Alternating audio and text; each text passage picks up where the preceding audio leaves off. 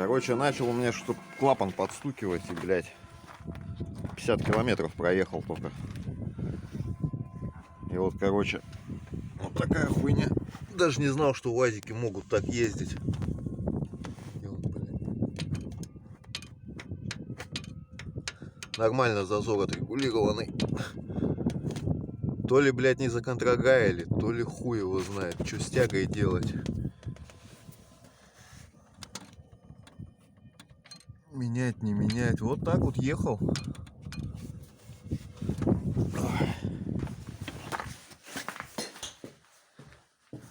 И в крышке тут вон выдолбила. Наверное, в крышку бы не уперся, вообще бы выкрутился. Наделал бы делов.